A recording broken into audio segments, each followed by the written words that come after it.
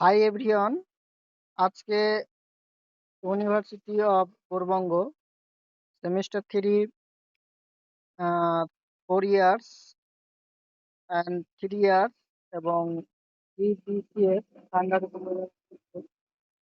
তোমাদের আজকে রেজাল্ট দিয়ে দিয়েছে। তো তোমরা অনেকে রেজাল্ট চেক করে নিয়েছো এবং তোমাদের মার্কশিটও ডাউনলোড করে নিয়েছো।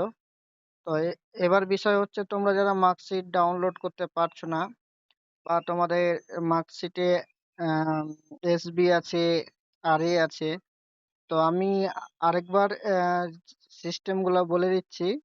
আর তোমাদের যে একটা রোল নাম্বার এন্টার করার পরে যে তোমাদের একটা অপশন শো করছে, সেটাও আমি আজকে এই ভিডিওর মাধ্যমে বলছি। তো তোমরা যারা মার্কশিট ডাউনলোড করতে পারছো না, যে লেখাটা আসছে সেটা আমি সব পরে বলছি। তার আগে আমি কিছু কোশ্চেন ক্লিয়ার করে দিই। সবাই আমাকে মেসেজ করছো, সেজন্য এমার্জেন্সি ভিডিওটা আমি করছি। হয়তো ভিডিওটা অতটা ভালো হবে না, তাও যদি আমার কথাগুলো তোমরা যদি বুঝতে পারো তাহলে কিন্তু হবে।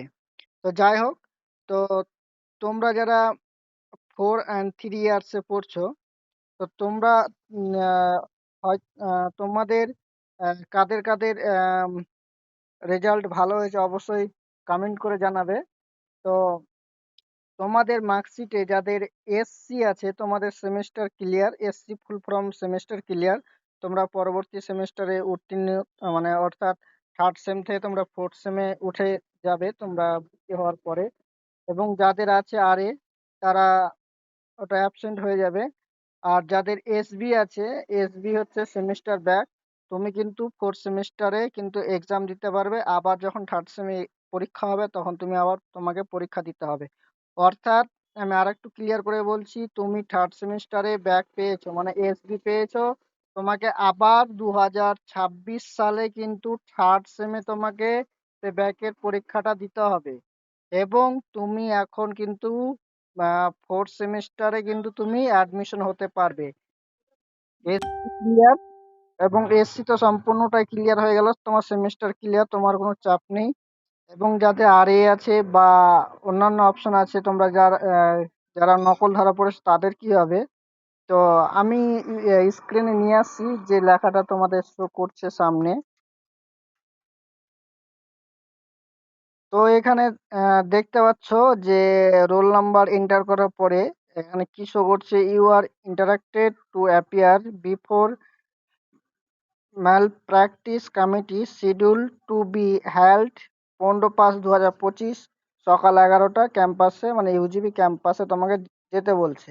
তো এই এই এই লেখাটা তোমাদের যাদের যাদের আছে, এটা হচ্ছে তোমাদের, তোমরা কিন্তু নকল করেছিলে, সেই কারণে কিন্তু তোমাদের খাতায় করা হয়েছে। তোমাদের ইউনিভার্সিটিতে যেতে হবে সেদিন 15/5/2025 তারিখে। তোমাদের ইউনিভার্সিটি মালদা, মালদা আহ, ধরো ইটাহার অথবা দুর্গাপুরে বাস আমি স্টপগুলো বলে দিচ্ছি।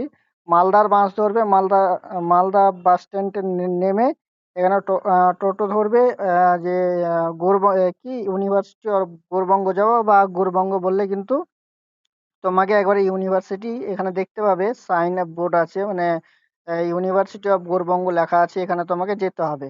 তো সেদিন তোমাকে 15/5/2025 তারিখে কিন্তু তোমাকে এখানে উপস্থিত থাকতে হবে। এবং পরবর্তী ইউনিভার্সিটি অফ গৌড়বঙ্গ কি গাইডলাইন দিবে, সেটা কিন্তু পরে জানানো হবে। অথবা তোমাদের কিন্তু এরকম ইউজিবি করতে পারে, তোমাদের নাম, মোবাইল নাম্বার, ফোন, তারপরে বাবার নাম, এই সমস্ত কিন্তু জিনিস কিন্তু তোমাদের দেওয়া হতে পারে। তো তোমরা যাদের এরকম আছে, কোনো সম্ভবত কোনো, আশা করি সমস্যা হবে না, তবে তোমরা যাও, কি হয় তোমরা দেখো।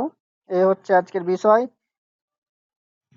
আর আরেকটা কোশ্চেন বলে রাখি যে তোমরা যারা ভাবছো যে এখন ভর্তি হবো না, পরে ভর্তি হতে পারবো কিনা, এই সমস্ত চিন্তা ভাবনা ছাড়ো। এখন ভর্তির যদি ডেট দেয়, তাও যদি তোমরা ভর্তি না হতে পারো, যখন তোমাদের ফোর্থ সেমিস্টারের পরীক্ষার ফর্ম ফিল আপ হবে তখন কিন্তু তোমরা ভর্তি হতে পারবে।